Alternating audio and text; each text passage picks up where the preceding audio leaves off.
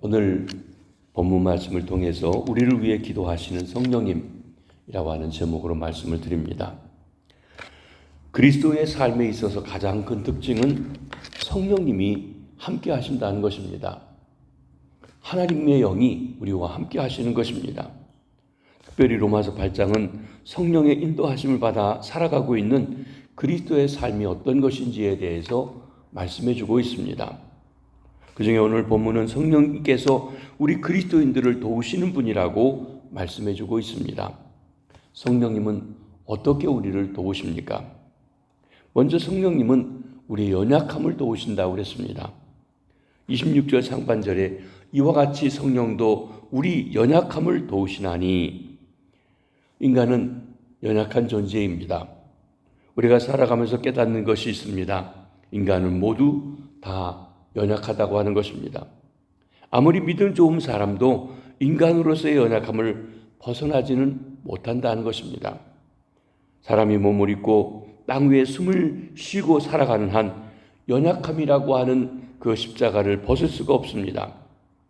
이것은 우리 모두가 이미 경험하고 공감하고 있는 바입니다. 이 연약함은 우리가 피조물임을 말해주는 대목입니다. 그래서 어느 신학자는 인간의 연약함을 피조물다움이라고 그렇게 말하기도 했습니다. 그렇습니다. 우리 가운데 그 어느 누구도 피조물로서의 연약함을 가지고 있지 않은 분은 없습니다. 이런 의미에서 사도 바울은 오늘 본문 26절에서 말씀하시는 인간의 연약함은 우리에게 매우 친근한 부분이라고 말할 것입니다. 그러면서 하나님께서는 우리 연약함을 잘 아시는구나 하는 생각을 하게 됩니다. 사람이 얼마나 연약한지요. 하나님이 주시는 은혜의 선물도 마음 놓고 받을 수 없을 만큼 우리 영은 참으로 연약합니다. 한마디로 항상 마음 놓을 수 없는 연약함을 가지고 있다고 할 것입니다. 이 연약함은 거듭났다고 중생했다고 해서 없어지는 것이 아닙니다. 이 연약함은 아담이 범죄한 원죄로 말미암아 유전된 타락의 결과라고 할 것입니다. 원죄의 부패성이라고 할 수 있겠죠. 이 연약성은 우리가 믿음이 좋다고 해서 금방 벗어지는 것도 아닙니다. 믿음 좋은 사람도 병에 걸리고 늙고 죽고 하는 것입니다. 성령이 충만하다고 해서 금방 슬그머니 사라지는 것도 아닙니다. 우리 모두 일생 동안 연약한 존재로 피조물다움을 벗지 못하고 살아가는 것입니다. 그러면 하나님께서 이와 같이 연약한 우리를 어떻게 다루십니까? 하나님은 우리를 천사로 바꾸지 아니하십니다. 연약함을 없애주시지 않는다는 것입니다. 오히려 우리의 연약함을 도우시기를 원하고 계십니다. 우리 성도는 두 분의 돕는 분이 우리에게 계십니다. 먼저는 우리의 마음에 성령님께서 계셔서 우리의 보혜사가 되어주십니다. 예수님께서 떠나가시면서 보혜사 성령을 보내주신다고 이렇게 말씀하셨습니다. 요한복음 14장 16절입니다. 내가 아버지께 구하겠으니 그가 또 다른 보혜사를 너에게 주사 영원토록 너희와 함께 있게 하리니. 성령님께서 오셔서 우리 주님 다시 오실 때까지 함께 하시고 영원토록 함께 하신다는 것입니다. 성령님은 우리 연약함을 돕기 위해 우리와 함께 계시는 하나님의 영입니다. 이 성령님 보혜사를 보내신다고 한 그 말의 헬라 말은 파라클레토스란 말인데 옆에 계셔서 도우시는 분이라고 하는 그런 의미를 가지고 있습니다. 법적으로 돕는 것도 포함되고 있습니다. 여기 돕는다는 것은 함께 담당한다는 뜻입니다. 좀 더 이해하기 쉬운 말로 이야기한다고 하면 맞잡아준다 하는 것입니다. 한 사람이 무거운 짐을 지고 가다가 더 이상 버틸 수가 없게 되었을 때 어디서 왔는지 어떤 사람이 곁에 오더니 그 짐을 같이 들어주는 것입니다. 그것이 돕는 것입니다. 그런데 우리는 아예 이 짐을 없애주면 얼마나 좋을까 생각할 수 있다는 것입니다. 그러나 성령님은 우리를 돕는 방법 중에 하나는 그 짐을 없애주는 것이 아니라 그 짐을 같이 들어준다고 말씀하시고 있습니다. 왜냐하면 그분은 그 짐을 내가 지고 가야 할 것인 것을 아시기 때문에 그렇습니다. 짐을 버리고 가는 게 아니라 짐을 지고 가면서 성령님의 도우심과 임재하심을 늘 체험하며 살아가시게 되기를 바랍니다. 우리가 성령님을 모셨다고 해서 우리 연약함이 사라진 것이 아니라고 거듭 말씀드리고 있습니다. 우리 안에 성령님이 계시다고 해서 우리가 갑자기 영적인 거인이 되는 것도 아닙니다. 초자연적인 인물이 되는 것도 아닙니다. 성령님은 우리의 연약함을 그대로 두시고 도우십니다. 그리고 그의 도우심을 따르려고 할 때 도와주신다는 것입니다.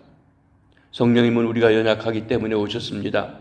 성령님은 우리가 연약하기 때문에 동행해 주시는 하나님이십니다. 그러므로 우리의 연약함은 성령님을 머물게 하는 필요 조건이라고 말할 수 있습니다.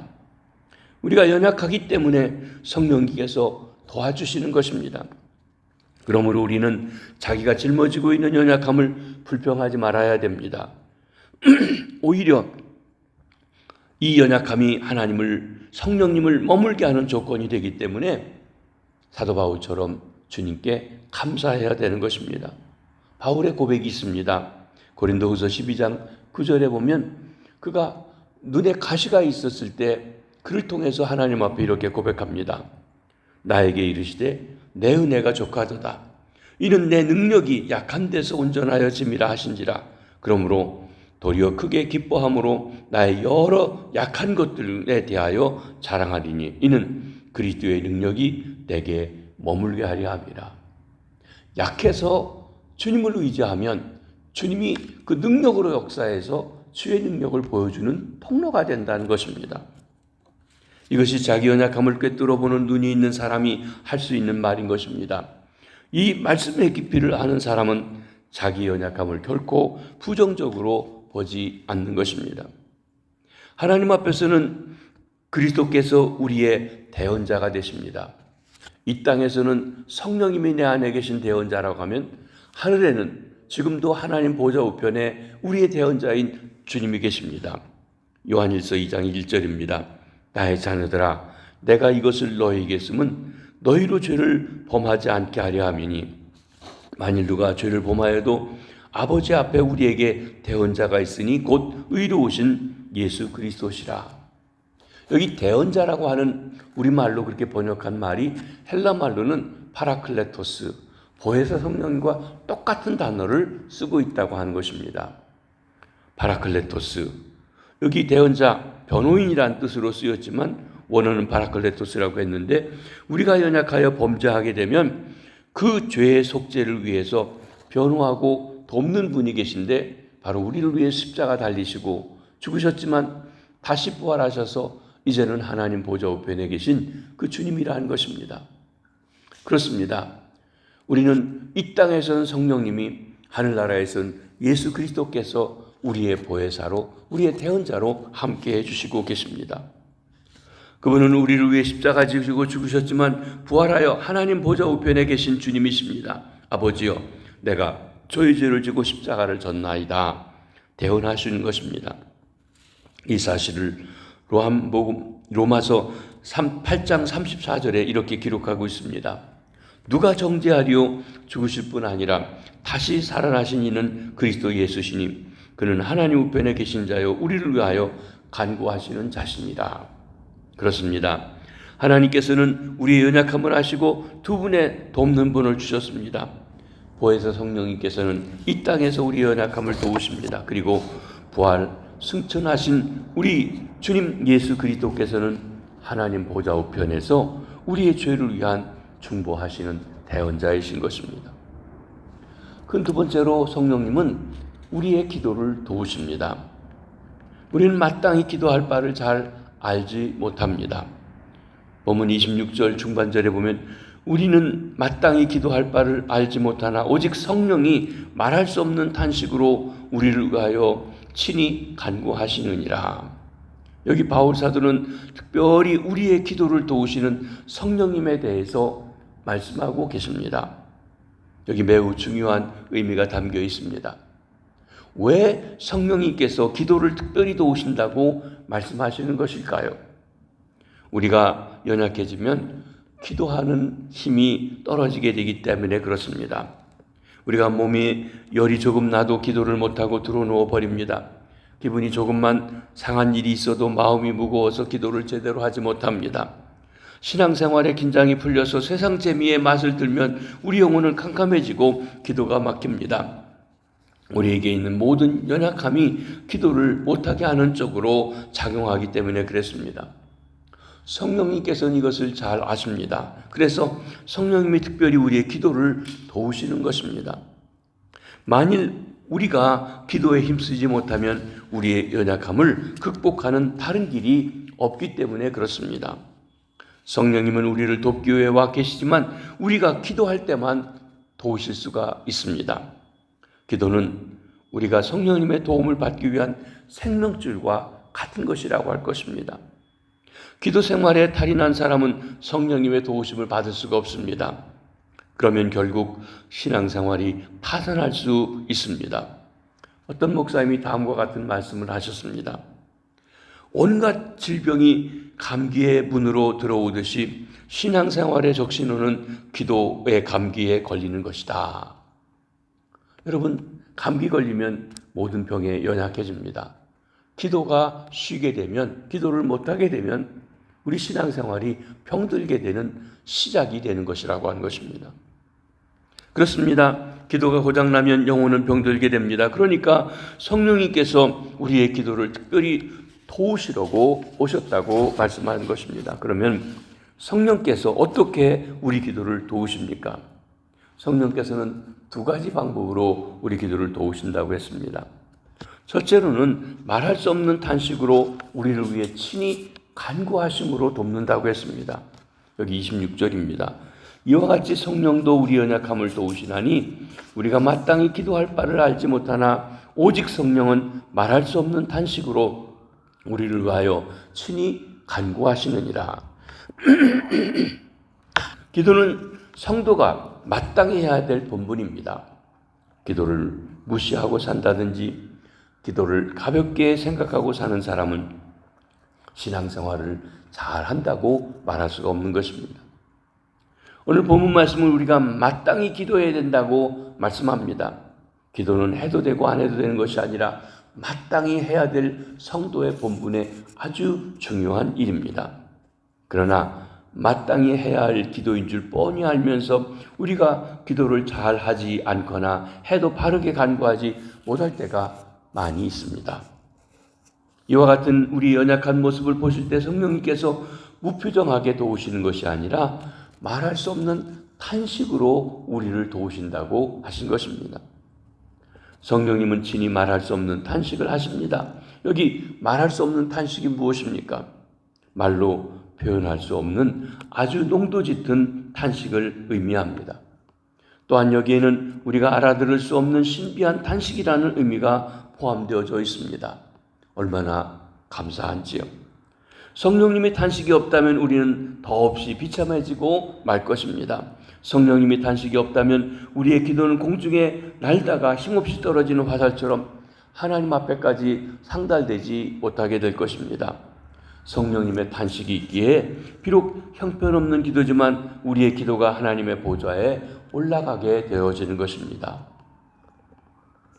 나아가 친히 탄식하며 기도하는 성령님은 우리도 탄식하며 기도하게 합니다. 우리는 탄식하지 않으면 안 될 많은 연약함을 가지고 있습니다. 우리 모두는 탄식으로 부르짖지 않으면 진정으로 기도할 수 없을 때가 얼마나 많은지 모릅니다.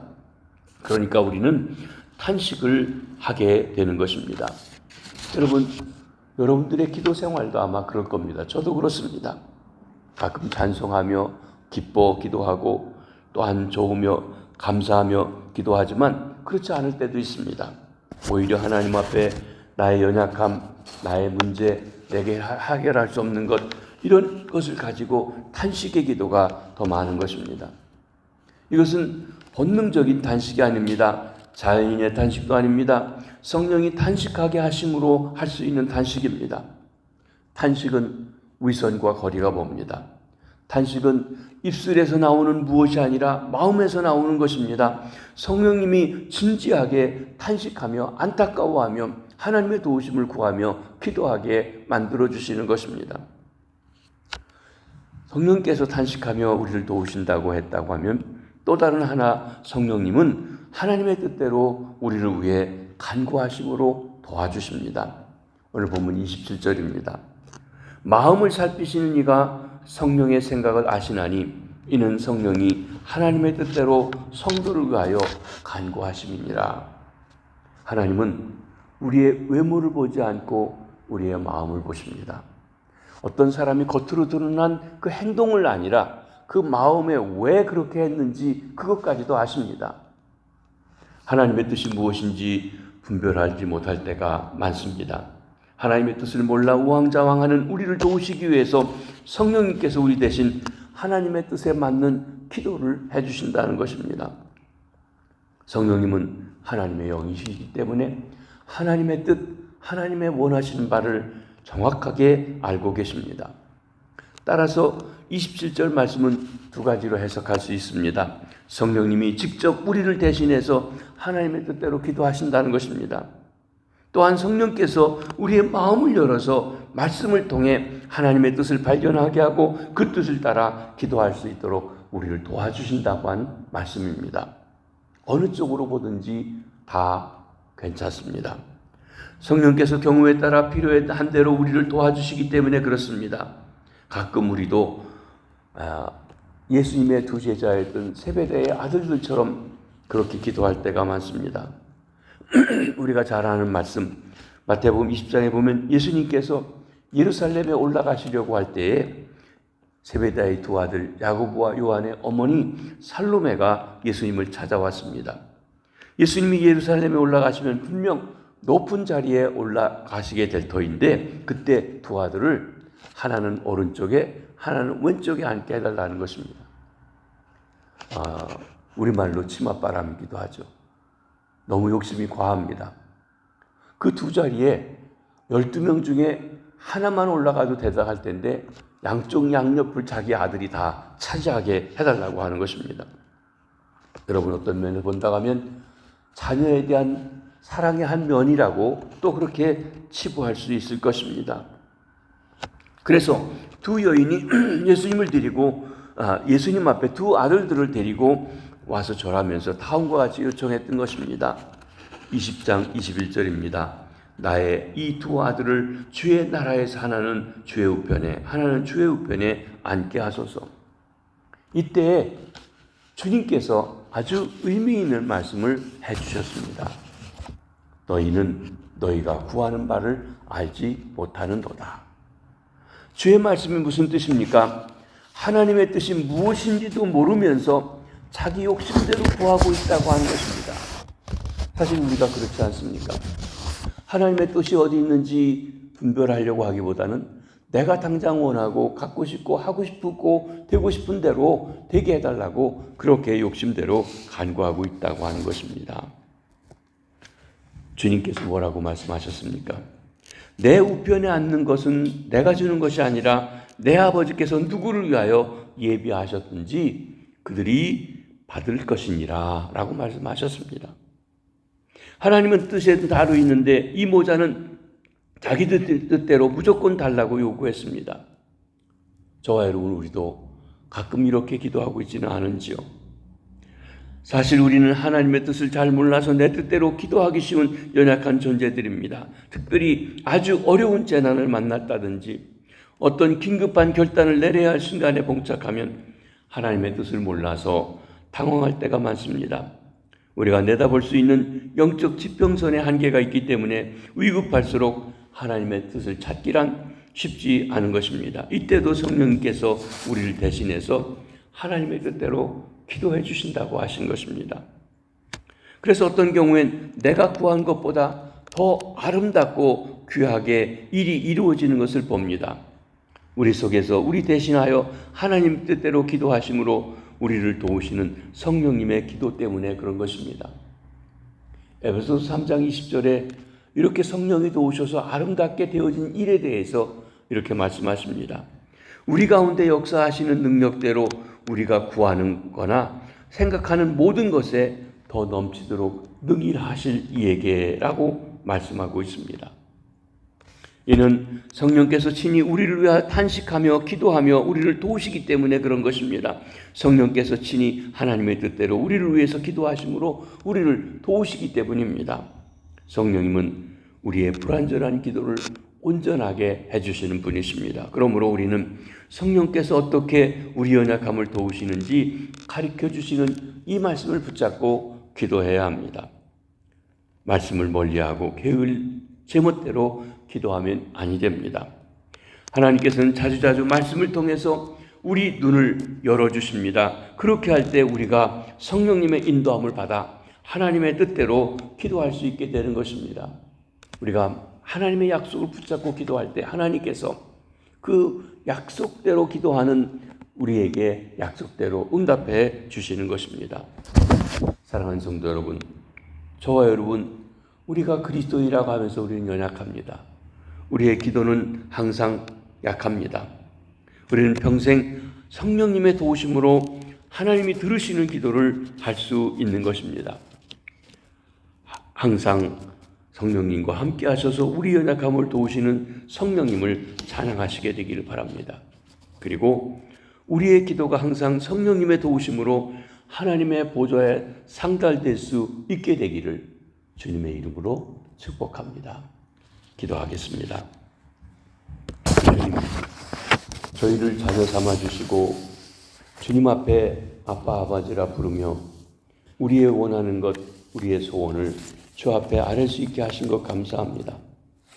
주께서 성경을 통하여 수많은 약속들을 주셨지만 때로 우리는 연약하여 그를 알지 못하고 내 욕심대로 구할 때가 얼마나 많은지요. 그러나 성령님께서 우리의 연약함을 도우시며 우리의 부족한 기도를 도우시며 하나님 우리와 함께 하시며 탄식하시며 도우시는 그 성령님을 찬양합니다. 이 시간 주 앞에 저희들이 나왔습니다. 하나님, 그 말씀대로 우리가 성령님의 인도하심 속에 늘 살아가게 하시고 항상 기도하게 하셔서 우리의 구하는 것이나 생각하는 것에 넘치도록 능히 하시는 하나님의 뜻이 이루어지는 삶 살아갈 수 있도록 은혜 베풀어 주시옵소서. 태국 하나님이여 현지 목회자들 도전하고 부흥회를 인도하시기 위해서 하나님 출국하신 우리 목사님 네 분 모든 여정에 동행하시고 함께 하시며 특별히 말씀을 전할 때 성령의 강권하시는 역사가 임하셔서 목사님을 주장해 주시고 말씀을 듣는 모든 이들이 은혜 받고 변화되고 새로워져 하나님의 나라를 위해서 힘써 헌신하는 귀한 역사 있게 해 주시옵소서. 오늘도 일상을 살아가는 우리 성도님들, 일터에 나가는 성도들, 일터 위에 함께 하시옵소서. 학교에 가서 공부하는 우리 자녀들에게 지혜와 총명으로 함께 하시고 저들을 만나주시고 불러주시고 저들의 인생에 대한 계획을 말씀하시옵소서. 병상에 있는 환우들이 있습니다. 하나님, 교통사고 후유증으로 고생하는 장로님, 또 수술하고 회복 중에 있는 권사님, 암과 투병하시며 통증으로 고생하시는 이들, 이 시간도 나는 치료하는 여호라 하신 주의 치료의 손길이 함께 하시고 동행해 주시옵소서. 하나님, 오늘 하루도 주 안에서 승리하는 복된 날 되게 해주시고 특별히 우리 연약함을 성령님이여 도와주시고 우리의 기도의 부족을 함께 하셔서 하나님의 뜻을 깨닫고 기도하는 저희들 될 수 있도록 도와주시옵소서. 감사합니다. 축복합니다.